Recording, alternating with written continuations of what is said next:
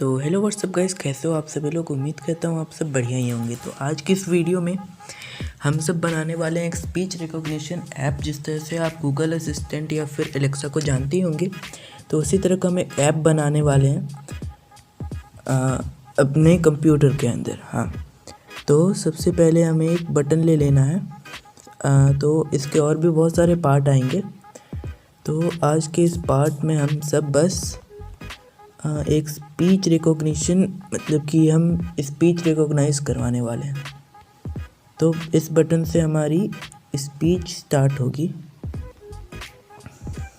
तो यहाँ पर हमारा रिज़ल्ट आ जाएगा जो भी हम बोलेंगे। इसे भी हम एक आईडी दे देते हैं, आईडी रिज़ल्ट। तो हाँ, मैंने एक फ़ोल्डर बना कर रखा है असिस्टेंट ट्यूटोरियल के नाम से, और उसमें index.html, main.js और style.css है। तो अभी हम इसकी स्टाइलिंग कुछ नहीं करेंगे, सीधे हम सब अभी आ जाएंगे main.js पर। और अब हमें यहाँ पर बटन को इंक्लूड कराना है। तो const button is equals to document.get id। हमारी बटन की id tbtn। और अब हम अपने रिज़ल्ट को इस वेरिएबल में इंक्लूड कराएंगे। यानी ये वेरिएबल नहीं है, कांस्टेंट है। document.getElementById, और हम यहाँ डाल देंगे रिज़ल्ट।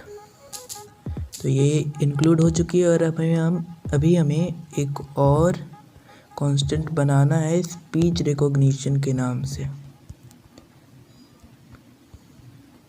जिससे हमारी स्पीच रिकॉग्नाइज होगी। तो हम यहाँ पर लिख देंगे विंडो डॉट स्पीच रिकॉग्निशन। तो ये speech recognition, window dot speech recognition, ये सिर्फ क्रोम के लिए वर्क करेगा। दूसरे ब्राउज़र्स के लिए एक दूसरा फंक्शन आता है, जिसे हम इस तरह से लिखेंगे window dot WebKit speech recognition. आप इसे भी लिख सकते हैं वो, लेकिन अभी हम फ़िलहाल सिर्फ क्रोम पर वर्क कर रहे हैं, इसलिए हम विंडो डॉट स्पीच रिकॉग्निशन ही लिखेंगे। और अब हमें एक और कांस्टेंट बना लेना है, जिस पर हम न्यू टैग को लेकर स्पीच रिकॉग्निशन का एक फंक्शन क्रिएट करेंगे, न्यू स्पीच रिकॉग्निशन। और हम ये डालकर इसे एक फंक्शन की तरह क्रिएट कर लेंगे। और अब हमें वापस से index.html में आना है, और हमारा जो बटन है इस पर ऑन क्लिक डाल देंगे, और हम यहाँ पर कर देंगे रिकॉग्निशन डॉट स्टार्ट। तो हाँ, हम लोगों ने यहाँ पर ये जो ऑन क्लिक डाला है, तो जैसे हम इस बटन को डालेंगे तो हमारी स्पीच रिकॉग्निशन स्टार्ट हो जाएगी। और अब हमें क्या करना है कि हमें कंसोल पर चेक करवाना है कि हमारी स्पीच रिकॉग्नाइज हो रही है कि नहीं हो रही है। तो हम इसके लिए एक फंक्शन ले लेंगे। फंक्शन सबसे पहले हमें चेक कराना है, तो स्पीच, इसके लिए हम लिखेंगे recognition dot on start is equals to function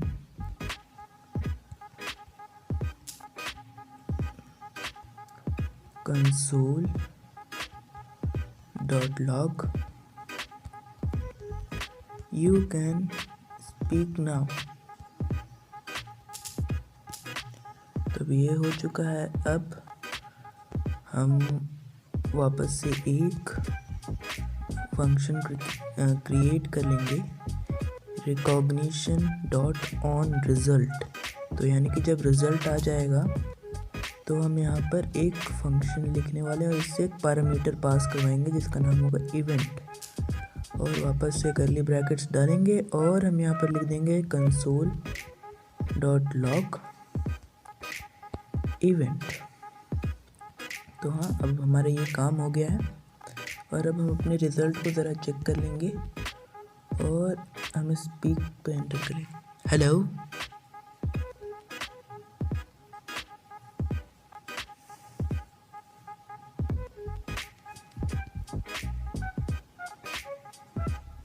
तो हाँ गाइस, अभी आपने देखा होगा कि कंसोल में बहुत सारे एरर आ गए थे। ऐसा इसलिए हुआ क्योंकि मैं जो ब्राउज़र यूज़ कर रहा हूँ वो क्रोम नहीं है, तो इसलिए हम यहाँ पर वेबकिट स्पीच रिकॉग्निशन लिखेंगे, या फिर हम यहाँ और का भी सिंबल डाल सकते हैं और फिर वापस से यहाँ पर स्पीच रिकॉग्निशन लिख देंगे, जिससे कि हमारा क्रोम ब्राउज़र भी सपोर्ट कर सकता है इसे। वो नहीं, मैंने गलती कर दिया। इस जगह पर हमें नहीं लिखना है, कॉन्स्ट स्पीच रिकॉग्निशन इस जगह पर।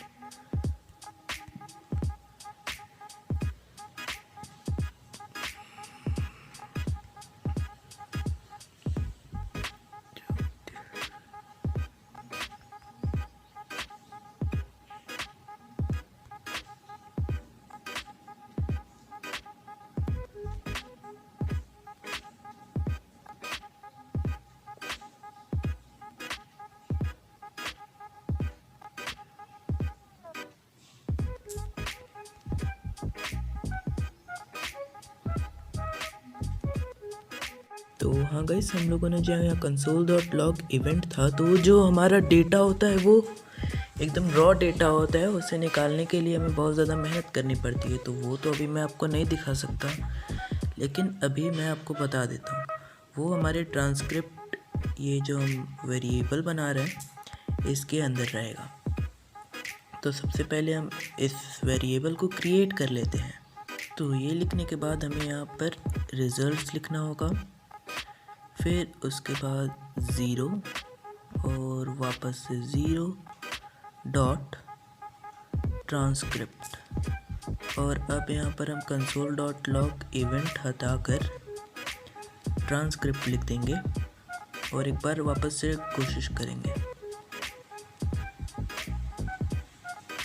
पहले हमारे कंसोल को लोड होने दीजिए। हेलो, कुछ दिक्कत है। अच्छा, यहाँ पर हमें एक डॉट डालना था और वापस से कंसोल को लोड होने देते हैं। यहाँ पर वापस से यहाँ पर हमारा मेन एरर यहाँ जनरेट हुआ है क्योंकि रिजल्ट्स हमारे इस इवेंट पैरामीटर के अंदर है। तो अगर हम यहाँ पर इवेंट लिखेंगे तो क्या ये वर्क करेगा, चेक करते हैं। कंसोल को लोड होने देते हैं पहले। अभी भी कुछ एरर जनरेट हो रहा है। तो आप देख सकते हैं अभी भी कुछ एरर जनरेट हो रहा है। वो इसके वजह से हो रहा है 00 की वजह से, क्योंकि मैं वेबकिट स्पीच रिकॉग्निशन यहाँ पर यूज़ हो रहा है, इसी की वजह से। तो आप ट्राई करेंगे हम, तो क्या आपको एरर जनरेट होगा? हाँ, तो हाँ, मैं जिस ब्राउज़र पे यूज़ कर रहा हूँ इसे, उस पर जो मैंने 0 लगाया था उसके जगह पर यहाँ करंट होगा। तो हम यहाँ पर सिंपली यहाँ करंट लिख देंगे। तो अब ये अच्छे से वर्क करना चाहिए। कंसोल को लोड होने देते हैं हम। अभी भी ये अच्छे से वर्क नहीं कर रहा। तो मुझे लग रहा है कि हम लोगों ने इस चीज़ को एक गलत जगह पर लिख दिया। हमें इसे ऑन रिजल्ट वाले सेक्शन पर लिखना होगा, क्योंकि इवेंट पैरामीटर इसके बाद ही मेंशन हो रहा है यहाँ पर। तब हम इसे यहाँ लिख देते हैं और फिर इधर कंसोल डॉट लॉग और इस वेरिएबल के बारे में ट्रांसक्रिप्ट। तो अब होपफुली ये वर्क कर जाए। हाँ, फाइनली ये वर्क कर चुका है। अब एक बार इसे ट्राई करके देखेंगे। Hello,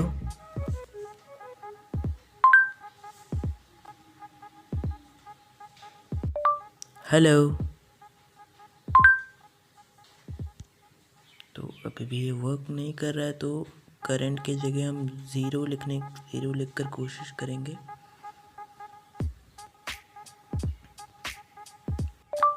hello. तो अभी अच्छे से वर्क कर रहा है। फाइनली गाइस, इतनी मेहनत के बाद हमारा कोड रन कर गया। तो मैं काफ़ी टाइम बाद मोबाइल पर कोडिंग कर रहा हूँ, तो इसलिए थोड़ी दिक्कत हुई, लेकिन ये चैलेंज मुझे मिला हुआ है इसलिए मैं मोबाइल पर कर रहा हूँ, वरना तो मैं कंप्यूटर पर ही करता। तो अब हमें क्या करना है कि हमारा जो index.html में है, जो हमारा ये रिज़ल्ट एलिमेंट है, इस पर हमें अपना टेक्स्ट को इंक्लूड कराना है। तो उसके लिए हम सिंपली करेंगे क्या कि ये जो हम लोगों ने रिज़ल्ट वेरिएबल यहाँ पर डिक्लेयर किया हुआ है, इस पर हम इनर HTML यूज़ करेंगे और इस console.log ट्रांसक्रिप्ट को हटाकर ट्रांसक्रिप्ट को यहाँ इंक्लूड करा देंगे। तो अब हमें कंसोल खोलने की कोई ज़रूरत नहीं पड़ेगी। Hello, can you hear me? तो आप देख सकते हो कि कितनी अच्छी तरह से इसने हमारे टेक्स्ट को रिकॉग्नाइज कर लिया। तो हाँ गाइस, आज की इस पार्ट 1 वीडियो में यही है, और अगले वीडियो में हम इसे स्टाइल करेंगे, और साथ ही साथ अगर मन हुआ तो हम इस पर AI सिस्टम भी थोड़ा डेटाबेस डालने की भी कोशिश करेंगे।